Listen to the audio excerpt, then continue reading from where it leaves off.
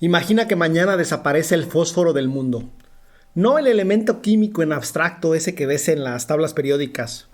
El fósforo disponible para los campos agrícolas. Simplemente ya no hay más. ¿Qué pasaría? En 10 años, en tan solo 10 años la producción global de alimentos colapsaría. No en partes, en su totalidad.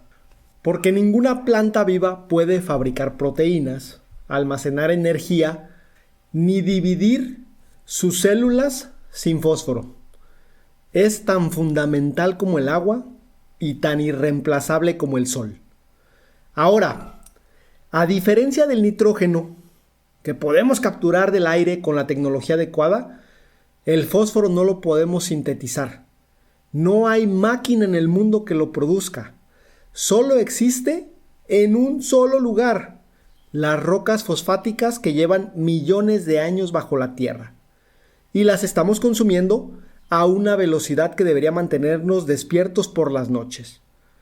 Lo que hace todo esto más extraño es que el 70% de las reservas mundiales probadas, o sea, lo que sabemos que existe hasta este momento, de roca fosfática, están en un solo país: Marruecos. Este es un dato que cambia por completo la manera en que deberías ver el mapa político del norte de África.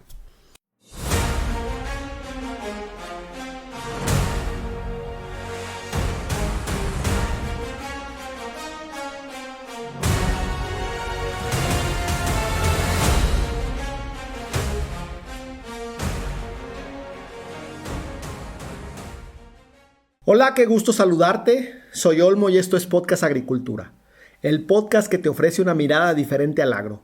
Este podcast nació con el objetivo de clarificar y amplificar la comunicación agrícola y 7 años después sigo comprometido con ello.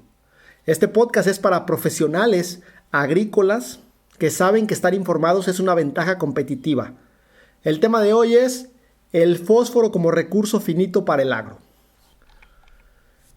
Cada año se extraen alrededor de 220 millones de toneladas de roca fosfática en todo el mundo. Suena a mucho y realmente lo es. El problema es que las estimaciones más conservadoras señalan que las reservas globales podrían agotarse en un rango de 50 a 300 años. O sea, ni siquiera tenemos total certeza de cuánto nos puede durar el fósforo que extraemos de la tierra. Depende del modelo que se utilice para la estimación, depende también a quién le preguntes. Esa variación enorme en el rango, pues no es nada tranquilizadora. Es señal, como te digo, de que ni siquiera sabemos bien cuánto tenemos. Lo que sí sabemos con certeza es esto: el fósforo no se recicla en el sistema agrícola moderno. 1 kilogramo de fósforo que se aplica al campo recorre una trayectoria bastante trágica. Una parte, como sabemos, la absorbe la planta. Esa planta, pues después de muchos procesos, llega a tu plato. La digieres y el fósforo termina en las aguas residuales. Y bueno, como todos sabemos, la mayoría de sistemas urbanos del mundo, en este caso de drenajes, terminan en el mar. Literalmente, ese fósforo se va al océano. Y la eficiencia del fósforo en la agricultura convencional tiene una cifra bien baja, no supera el 20 a 30%. O sea, estamos perdiendo entre el 70 al 80%. ¿Cómo se pierde? Por escorrentía, por fijación en el suelo o simplemente por un descarte.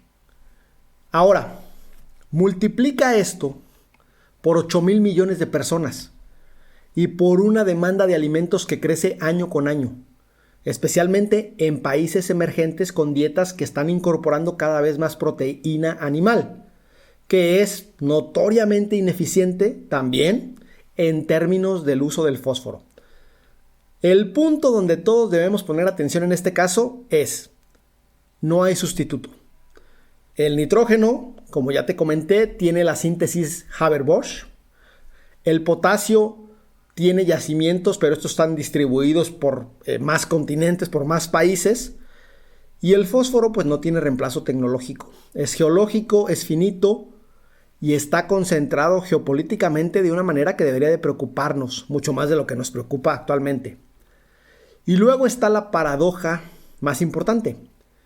Mientras el planeta pierde fósforo disponible, los cuerpos de agua del mundo se están muriendo por exceso de fósforo. Así es, todas esas floraciones de algas que vemos en lagos, en costas, incluso en los mares, son en buena medida gracias o se deben en buena medida al fósforo agrícola que escapó del campo. O sea, no solo fertilizamos los campos, estamos fertilizando también a estas algas. Estamos poniendo demasiado poco donde lo necesitamos, porque aunque pongamos mucho, pues perdemos mucho. Y tenemos demasiado donde no lo queremos. Ahora bien, imaginemos el caso de un agricultor en Yucatán que lleva 15 años cultivando maíz sin fertilizante fosfórico sintético. Y sus rendimientos, pues digamos que son competitivos. ¿Qué está sucediendo ahí? No es magia. Hay micorrizas. Antes de que te cuente qué son y por qué cambian completamente la ecuación del fósforo, hay que entender cómo funciona el ciclo de este nutriente en el suelo, porque ahí está la clave de todo el asunto. Cuando entendemos su ciclo, vamos a entender también por qué Marruecos tiene en sus manos algo que ningún acuerdo de libre comercio va a poder resolver fácilmente en un futuro. Veamos. El fósforo en el suelo existe en varias formas. Está el fósforo inorgánico, que incluye tanto el que se libera lentamente de los minerales del suelo como el que viene de los fertilizantes sintéticos que aplicamos en los cultivos.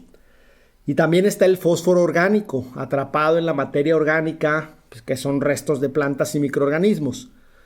La planta, una planta de un cultivo, solo puede absorber fósforo en su forma soluble, principalmente como ion fosfato. El problema es que el fosfato es increíblemente reactivo.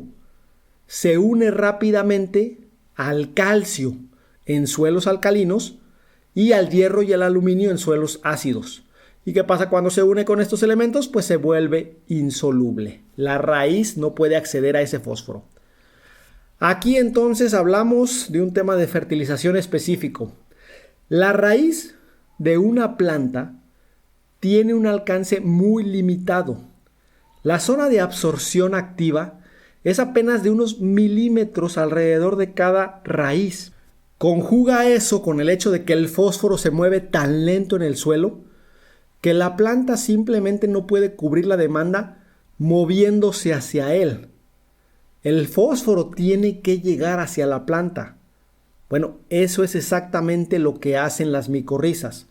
Son hongos que forman una asociación simbiótica con las raíces de las plantas, con más del 80% de las plantas terrestres.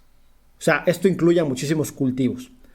El hongo extiende una red de hifas, que son filamentos microscópicos, hasta 100 veces más extensa, esta red de hifas, que el sistema radicular de la propia planta.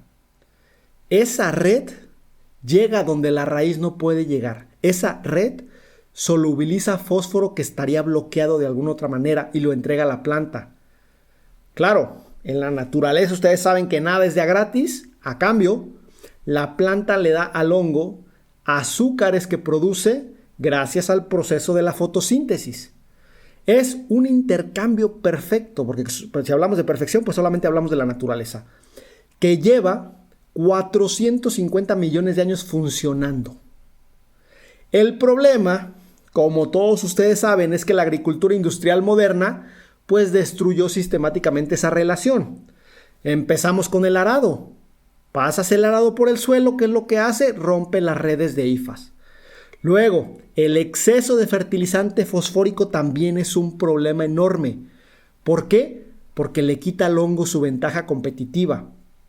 Si hay mucho fósforo disponible, si hay fósforo en abundancia, pues la planta dice, oye, mejor no invierto en mantener esta simbiosis con este hongo, no le doy azúcares, pues al cabo hay fósforo aquí de sobra que yo puedo agarrar. Y luego están los fungicidas.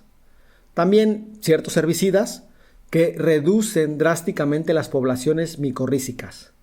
El resultado de toda esta combinación es un suelo que depende cada vez más del insumo externo. ¿Por qué? porque se atrofia esta función que durante miles o cientos de miles de años o millones de años se realizó de manera autónoma. Ahora, vamos con la dimensión geopolítica para terminar con este episodio.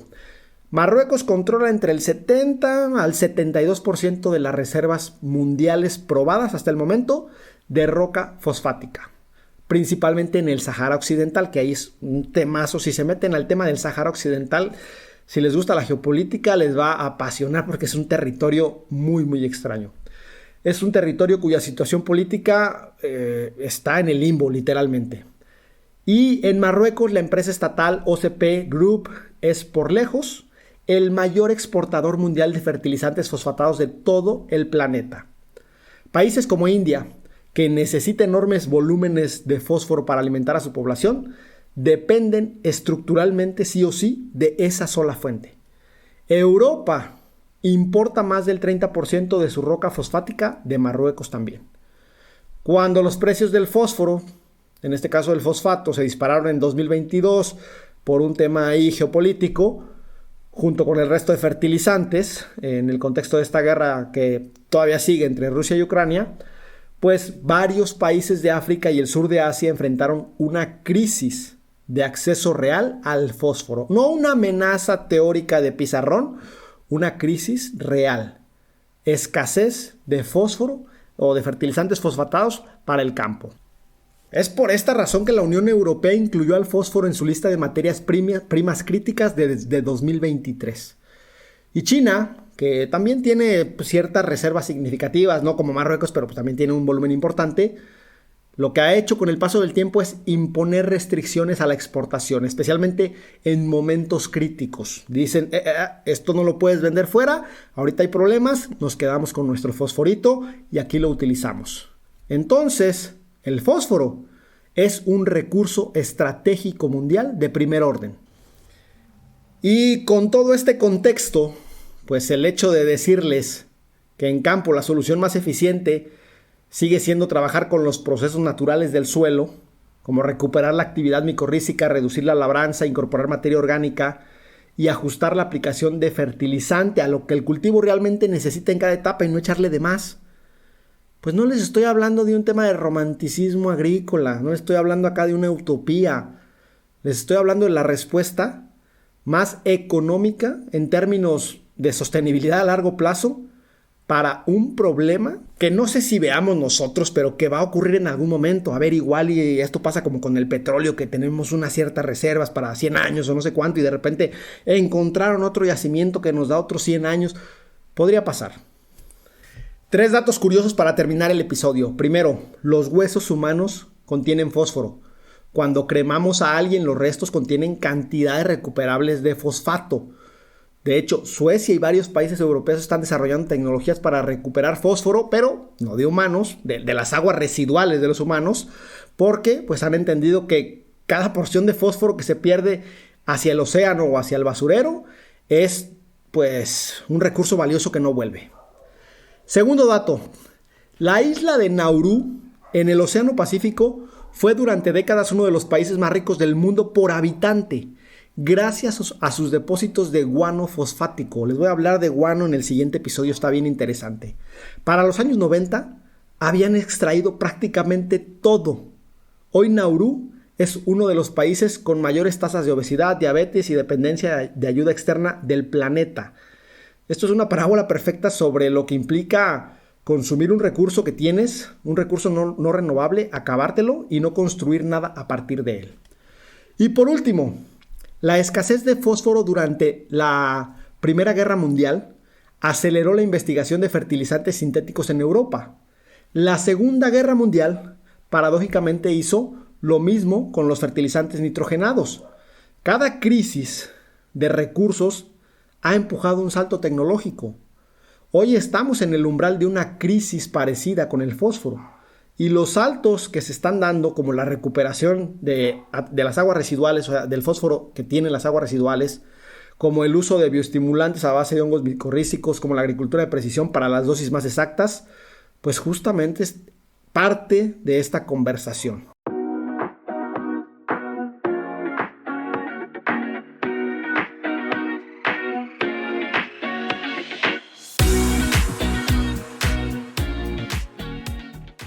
Hasta aquí el tema de hoy, espero que te haya resultado interesante. Si eres un profesional o una profesional agrícola con amplio expertise técnico, pero sientes que necesitas mejorar tus habilidades humanas, entonces te invito a escuchar Agricultura Profesional, mi podcast sobre habilidades humanas para profesionales agrícolas.